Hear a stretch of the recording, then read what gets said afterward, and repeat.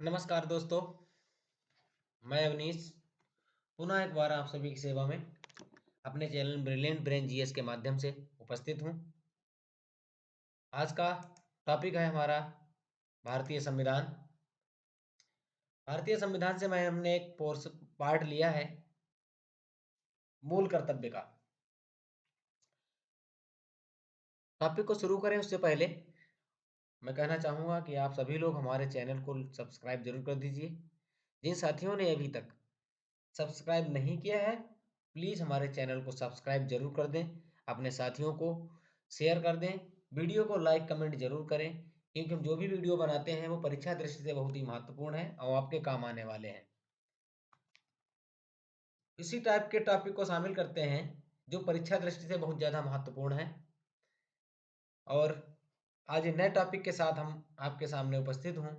ये हमारा brilliant brain GS channel है, इसको सब्सक्राइब जरूर कर दीजिए। आइए शुरू करने से पहले दो मोटिवेशनल लाइन कहना चाहूँगा आप सभी से, उम्मीद है आपको पसंद आएंगी। जो परीक्षा की तैयारी करते हैं और जब सफलता नहीं मिलती है तो मायूसी भी लगती है, मायूसी भी आती है, मायूस भी होते हैं, तो उसको थोड़ा दूर करने के लिए दो लाइनें हैं जो आपको मोटिवेट करेंगी। मुश्किलें ज़रूर हैं मगर ठहरा नहीं हूँ मैं, मुश्किलें ज़रूर हैं मगर ठहरा नहीं हूँ मैं, मंजिल से ज़रा कह दो अभी पहुँचा नहीं हूँ मैं, कदमों को बांध न पाएंगी मुसीबत की जंजीरें, रास्तों से ज़रा कह दो अभी भटका नहीं हूँ मैं, रास्तों से ज़रा कह दो अभी भटका नहीं हूँ मैं, सब्र का बांध टूटेगा तो फना करके रख दूंगा, सब्र का बांध टूटेगा तो फना करके रख दूंगा, दुश्मन से ज़रा कह दो अभी गरजा नहीं हूँ मैं, साथ चलता है दुआओं का काफिला, किस्मत से जरा कह दो अभी तन्हा नहीं हूं मैं, किस्मत से जरा कह दो अभी तन्हा नहीं हूं मैं। आइए दोस्तों शुरू करते हैं आज का टॉपिक भारतीय संविधान से मूल कर्तव्य, जिससे एक या दो प्रश्न जरूर पूछे जाते हैं, चाहे वो शिक्षक भर्ती हो, लेखपाल हो, बीडीओ हो, पीसीएस हो, किसी भी प्रकार की परीक्षा जो हमारे उत्तर प्रदेश में आयोजित होती है, अन्य प्रदेशों में आयोजित होती है, उनमें मूल कर्तव्य से संबंधित एक प्रश्न तो जरूरी आता है। बहुत ही छोटा टॉपिक है। आइए शुरू करते हैं इस टॉपिक को।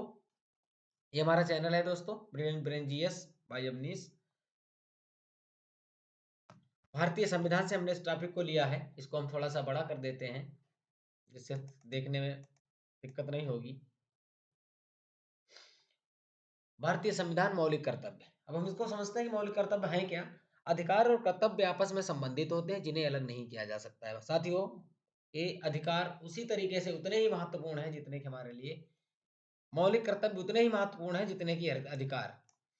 होता क्या है, हम लोग अपना अधिकार तो याद रखते हैं लेकिन कर्तव्य भूल जाते हैं, जबकि बिना अधिकार के कर्तव्य और बिना कर्तव्य के अधिकार अधूरे हैं। दोनों एक दूसरे के पूरक है।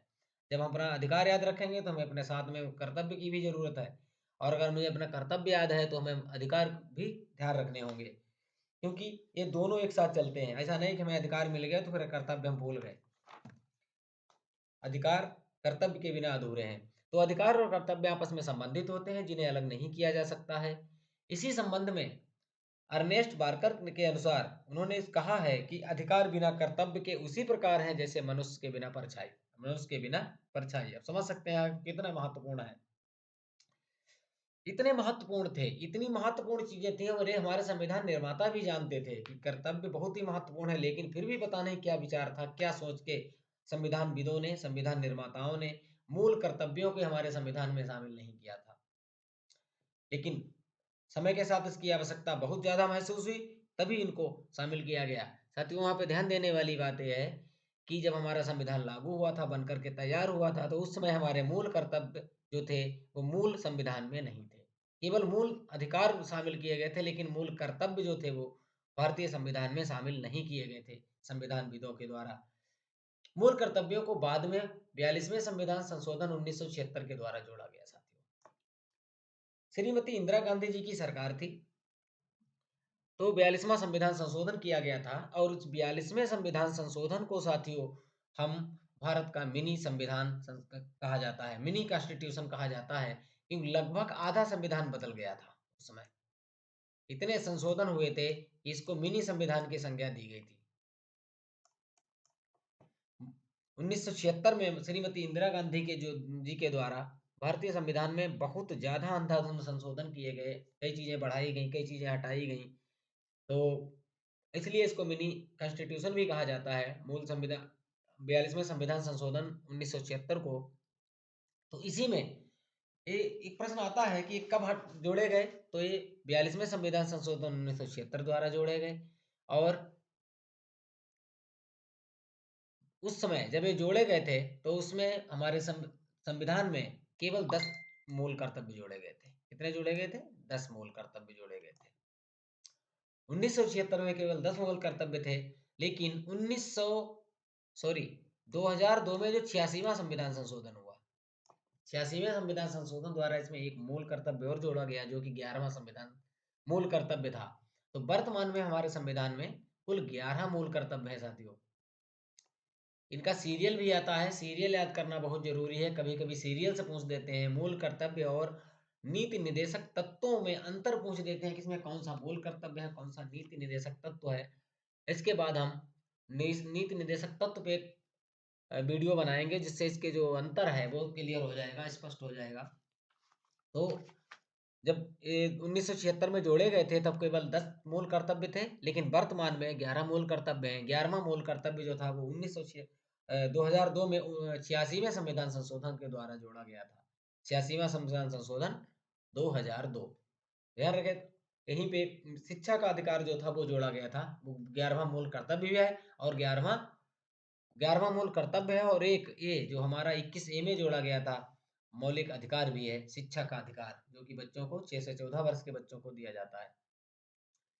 ये मूल कर्तव्य पूर्व रूसी संविधान जो यूएसएसआर था साथियों, जो सोवियत संघ था, उससे लिए गए। मूल कर्तव्य कहाँ से लिए गए हैं? तो पूर्व सोवियत संघ जो था, यानी रूस के संविधान से लिए गए हैं। ये मूल कर्तव्य 1976 में कांग्रेस की सरकार ने, जब पीएम प्राइम मिनिस्टर जो थी श्रीमती इंदिरा गांधी थी, उन्होंने सरदार स्वर्ण सिंह की अध्यक्षता में कमेटी का गठन किया था। तो स्वर्ण सिंह समिति ने ही इन मूल कर्तव्यों को शामिल करने के लिए अनुशंसा की थी। इन्हीं की अनुशंसा पर मूल कर्तव्य जोड़े गए। इन्हीं की अनुशंसा पर मूल कर्तव्य जोड़े गए। तो किसकी अनुशंसा पे मूल कर्तव्य जोड़े गए साथियों? स्वर्ण सिंह समिति, सरदार स्वर्ण सिंह की जो समिति थी, उनकी अनुशंसा पे मूल कर्तव्यों को हमारे संविधान में शामिल किया गया। आइए आगे देखते हैं क्या क्या संविधान संशोधन हुआ था इसमें। तो जो अनुशंसा की थी उसमें शामिल हुए थे, इसके तहत हमारे संविधान में एक नया भाग जोड़ा गया। सबसे पहले जो कौन सा भाग था साथियों? वो भाग था भाग 4 का। 4 का बोलते हैं, 4 ए भी बोलते हैं। तो ये 4 का भाग जोड़ा गया और उसमें अनुच्छेद 51 का जोड़ा गया। उसमें अनुच्छेद कौन सा जोड़ा गया? 51 का। तो यहाँ पे प्रश्न बनता है कि भारतीय संविधान में मूल कर्तव्यों का वर्णन किस भाग में है और कौन से अनुच्छेद में है? तो इसका भाग जो है वो भाग 4 है और अनुच्छेद 51 का। ये दोनों अलग से जोड़े गए थे, इसीलिए इसको का के नाम से रखा गया है। क्यों? भाग 4 है। भाग 4 में नीति निर्देशक तत्व है और भाग 4 का में मूल कर्तव्य। 51 पहले से है और उसमें 51 का जोड़ दिया गया, जिसमें मूल कर्तव्यों का वर्णन दिया गया है। आइए देखते हैं कौन कौन से मूल कर्तव्य हैं जिन्हें हमें याद रखना चाहिए। हमारे लिए बहुत महत्वपूर्ण है, ये हमारा कर्तव्य है, हमें अपने कर्तव्य याद होने चाहिए। हमारे देश में लोग अपने कर्तव्य याद नहीं रखते हैं, इसीलिए सरकार को महसूस हुआ कि लोगों को अब संविधान के द्वारा ही मूल कर्तव्य जो है याद दिलाए जाएं, वरना ऐसे काम नहीं चलने वाला है। तो इसमें एक दिया हुआ है मौलिक कर्तव्य। मैं ये बता चुका था, सरदार स्वर्ण सिंह की समिति जो 1976 में बनी थी, उसकी अनुशंसा पर 42वां संविधान संशोधन किया गया था। उसी में भाग 4 का और अनुच्छेद 51 का जोड़ा गया। उसमें मूल कर्तव्यों को रखा गया। कौन कौन से 11 मूल कर्तव्य हैं मैं बता रहा हूँ आपको। प्रत्येक नागरिक का यह कर्तव्य होगा कि संविधान का पालन करे व उसके आदर्शों, संस्थाओं, राष्ट्र ध्वज और राष्ट्रगान का आदर करे। राष्ट्रगान और राष्ट्र ध्वज का आदर करे। अगला जो कर्तव्य है वो है ये दूसरा वाला, स्वतंत्रता के लिए हमारे राष्ट्रीय आंदोलन को प्रेरित करने वाले उच्च आदर्शों को हृदय में संजोए रखे और उनका पालन करे। भारत की प्रभुता, एकता और अखंडता की रक्षा करे और उसे अक्षुण्ण रखे। देश की रक्षा करे। भारत के सभी लोगों से में समरसता और समान भ्रातृत्व की भावना का निर्माण करे। छठा है हमारी सांस्कृतिक इस गौरवशाली परंपरा का महत्व समझे और उसका परिरक्षण करे।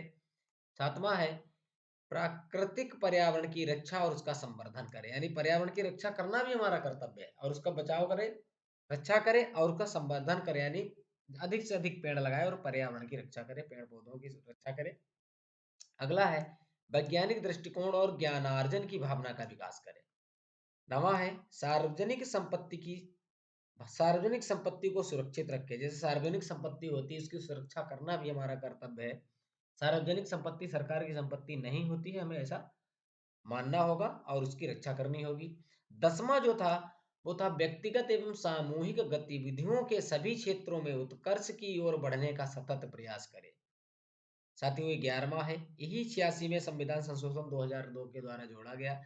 ये था माता पिता या संरक्षक द्वारा 6 से 14 वर्ष के बच्चों हेतु प्राथमिक शिक्षा प्रदान करना।